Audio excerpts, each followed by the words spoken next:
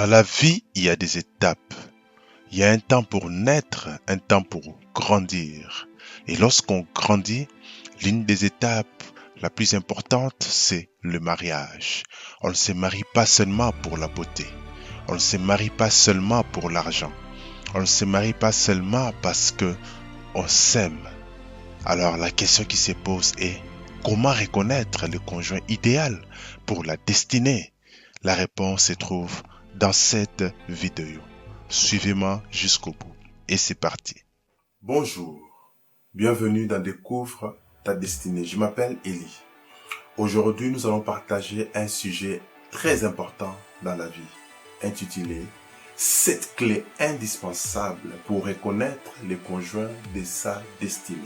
Alors, si ce sujet t'intéresse, tu peux t'abonner, partager cette vidéo à d'autres personnes. Ici, nous parlons de la destinée, nous parlons de comment tu peux découvrir c'est pourquoi tu existes. Parce que tu existes pour un but. Tu n'es pas venu sur la terre pour accompagner les autres, mais tu es venu pour accomplir une mission spécifique que Dieu a préparée pour toi avant même la fondation du monde. Entrons donc dans notre vif du sujet. 7 clés indispensables pour reconnaître l'homme ou la femme de sa destinée. Avant d'aller plus loin, j'aimerais déjà casser quelques mythes. Il y a des gens qui croient à l'âme sœur.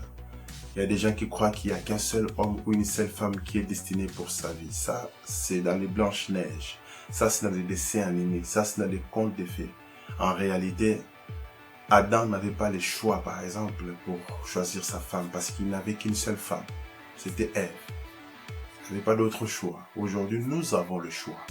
Vous avez le choix. Dans la Bible, vous verrez que Dieu n'impose pas une femme ou un homme à quelqu'un. La seule personne qui n'avait pas le choix pour se marier, de choisir, c'était Adam parce qu'il n'y avait qu'une seule femme. Et aussi les prophètes osaient parce que Dieu lui a imposé d'aller épouser une prostituée parce que cela symbolisait l'état spirituel d'Israël, la nation, qui s'était prostituée en allant vers les idoles. Mais en ce qui te concerne, ce qui me concerne, nous avons le choix. Il faut choisir. Il faut choisir. Alors, lorsqu'on dit choisir, il faut choisir selon des critères. Les critères ne sont pas les miens. Chacun a ses critères, chacun a ses goûts, chacun a sa vision, chacun sait où il va. Et c'est important de choisir. Si tu ne choisis pas, quelqu'un d'autre choisira pour toi. Et donc, si tu peux choisir, alors fais les bons choix. Mais pour choisir, il faut des critères. Moi, j'appelle cela des compatibilités. Alors, je vais vous parler ici de 7 points de compatibilité pour choisir le conjoint de sa destinée. Premier point, première compatibilité, c'est la compatibilité de la foi. C'est important.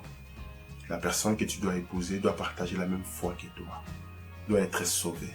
Ça ne sert à rien. Toi, tu es chrétien et tu vas aller épouser quelqu'un qui prie d'autres dieux.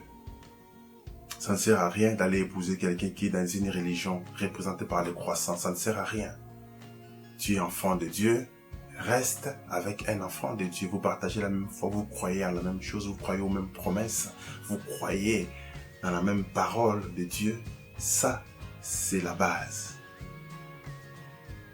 S'il n'y a pas ça, c'est déjà compliqué. Il y a déjà un problème. Il y a déjà un premier problème dans le mariage que vous allez entrer. Et ça va vous créer beaucoup de problèmes. Ça, je vous l'assure. Tu pries, ton conjoint ne prie pas, c'est déjà des problèmes. Deuxième point de compatibilité, je parle ici de la compatibilité de la destinée. La Bible dit, 2 hommes peuvent-ils marcher ensemble sans s'être accordés? Dans la destinée, c'est la même chose. Tu veux te marier, choisis la personne qui va dans la même direction que toi.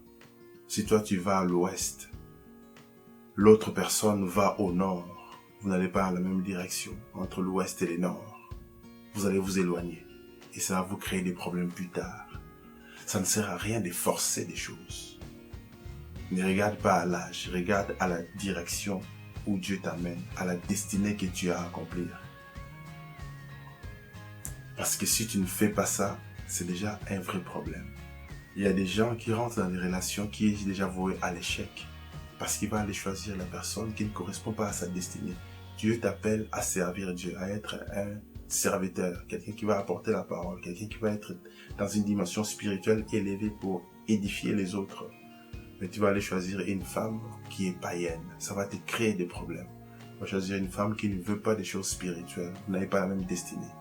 Ça va vous créer des problèmes. C'est important de choisir la personne qui est compatible dans la destinée. Par exemple, toi, tu peux servir Dieu dans les chants. L'autre sert Dieu peut-être dans la prédication. L'autre peut servir Dieu dans... C'est notre domaine, mais c'est compatible. Ça veut dire que vous pouvez travailler ensemble. Vous n'allez pas vous éloigner dans la destinée. Lorsque l'un sera appelé, l'autre est appelé, vous n'allez pas vous éloigner. Toi, tu veux servir Dieu dans ta ville, dans ta localité. L'autre rêve de faire le tour du monde, de voyager tout le temps. Toi, tu n'aimes pas voyager. Ça va vous créer des problèmes. Tu es là, en train d'attendre l'autre qui voyage depuis des mois et des mois. On ne vit pas un mariage de cette manière. C'est important. Ce sont des choses fondamentales. C'est fondamental. Et tu vas souffrir gratuitement, inutilement. Ça ne sert à rien. Troisième point de compatibilité, j'appelle ça la compatibilité émotionnelle. C'est important de se mettre avec quelqu'un que tu peux aimer, que tu peux trouver une connexion émotionnelle. Quelqu'un que tu peux supporter. 1 Corinthiens 13 nous parle de l'amour. L'amour supporte tout. L'amour pardonne tout. L'amour est patiente. Tu peux pas être patient envers tout le monde. Quand il y a une connexion, tu peux être patient avec cette personne. Il y a des gens avec qui tu sens que tu n'as pas cette connexion-là. Mais ne t'aimez pas seulement parce que, il est célibataire, moi aussi je suis célibataire, bon, allons-y seulement. Non. Non, il faut une connexion émotionnelle. C'est très important. On ne supporte pas tout le monde. Et dans les mariages, l'amour ne suffit pas. Il faut une connexion émotionnelle. Il faut une personne où tu sens que une personne qui pourra faire partie de toi, parce que vous n'êtes pas encore marié, donc elle ne fait pas encore partie de toi. Tu sens qu'il pourrait faire partie de toi, pourrait te compléter. Émotionnellement, ça se connecte aussi. C'est très important. Quatrième point de compatibilité. J'appelle ça la compatibilité spirituelle. Il est important que spirituellement, que vous soyez aussi connectés. Parce que lorsque vous êtes connectés aussi spirituellement, ça veut dire que c'est que l'un comprend dans le domaine de l'esprit, l'autre le comprend aussi. Il y en a un qui croit qu'un ange peut me visiter. L'autre peut le croire aussi. Il y en a un qui croit que je peux jeûner pendant 7 jours pour que Dieu puisse faire quelque chose dans notre couple. L'autre le croit aussi. L'autre peut supporter l'autre en disant allons jeûner ensemble. Mais s'il n'y a pas cette connexion spirituelle, pendant que toi tu jeûnes, l'autre en train de se goinfrer, de manger des choses et de te distraire même dans ton jeûne. Ça ne peut pas me fonctionner. Il faut une connexion spirituelle. Tu sens que non, là, il faut que je m'éloigne pour aller prier. Et l'autre qui dit, tiens, allons ensemble. Vous êtes connectés spirituellement. Et vous êtes ensemble dans la dimension de l'esprit. C'est très important dans les mariages pour aller plus loin. Cinquième point de compatibilité, et ça, c'est la nerf de la guerre. C'est la compatibilité dans la gestion financière. Je vais vous dire quelque chose qui va vous choquer. Une femme dont le mari est trompeur peut rester dans le mariage parce que cet homme-là pourvoit à ses besoins. Mais un homme fidèle qui craint même Dieu, sa femme peut le quitter parce que le gars est fauché. Vous comprenez? Pour vous montrer à quel point l'argent, c'est capital dans le mariage. On ne blague pas avec l'argent. Et la manière de gérer l'argent en dit long sur votre mariage. Si toi tu aimes dépenser, l'autre aime économiser, faire des projets, entreprendre, faire ceci, faire cela, et l'autre aime que dépenser, ça va casser parce que c'est pas compatible. Si vous aimez des vêtements, vous aimez la fête, allez-y ensemble. Si par contre vous aimez des projets, vous aimez entreprendre, vous aimez mettre de côté, vous aimez faire des choses, ça c'est compatible. C'est pas des extrêmes. Donc c'est vraiment important d'avoir cette compatibilité. C'est des sujets, des conversations à avoir pendant les fiançailles. Et de parler toujours de vos films préférés, de vos vêtements préférés. Ça, on s'en fout. Parler de ces genres de choses, ça va vous aider à savoir si ça peut aller ou pas. L'argent, c'est capital.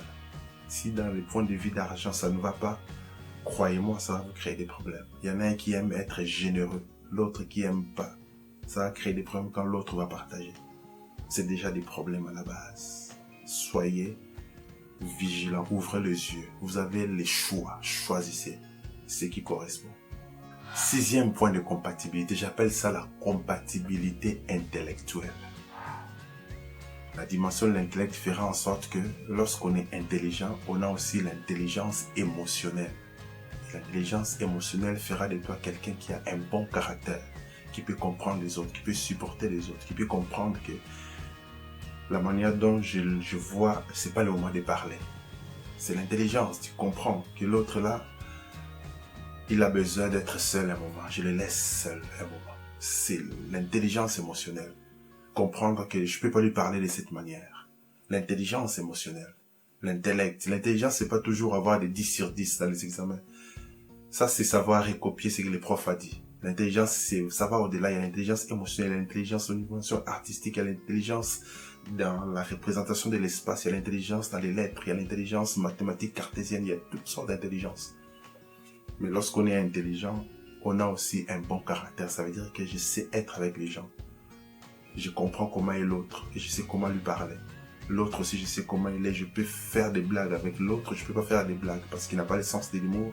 Il comprend pas des blagues et je peux le frustrer pour rien. C'est l'intelligence, savoir être avec les gens. Et lorsqu'on a l'intelligence émotionnelle, on peut vivre avec quelqu'un. Quand on n'a pas ça, on gaffe tout le temps et ça ne va pas. Ça agace, c'est fatigant et ça peut créer des tensions.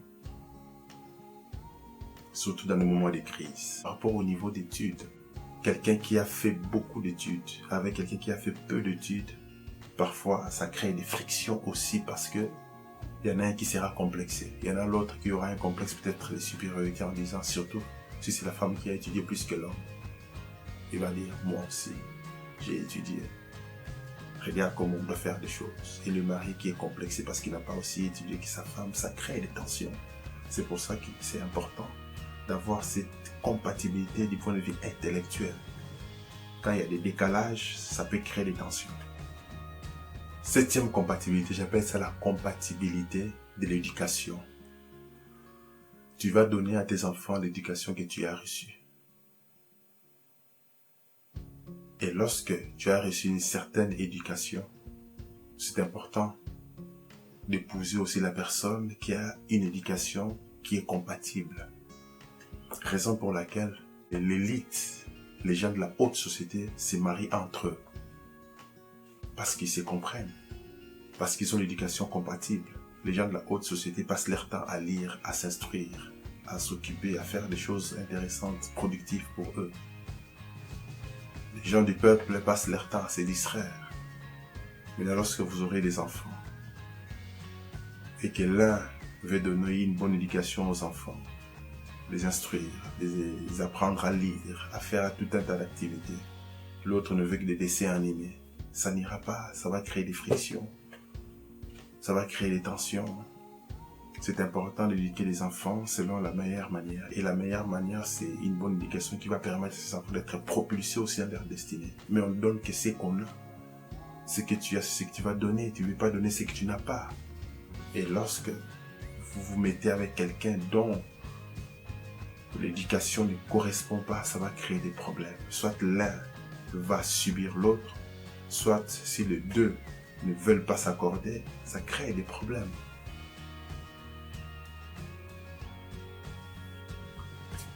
C'est ça. La liste n'est pas exhaustive, mais je vous ai laissé ces 7 points pour vous montrer à quel point la compatibilité est importante. Il faut creuser cela, il faut méditer là-dessus, travaille là-dessus et lorsque tu trouves la personne, analyse les différents points. Tu verras que c'est la base d'une relation. La liste n'est pas exhaustive, mais ce sont des bases. Ce sont des choses qui vous permettront d'avancer. Alors, si tu es célibataire, va méditer par rapport à ces points, prie avec ça et analyse, observe. Dieu t'aidera à choisir la bonne personne et je te le souhaite de tout mon cœur.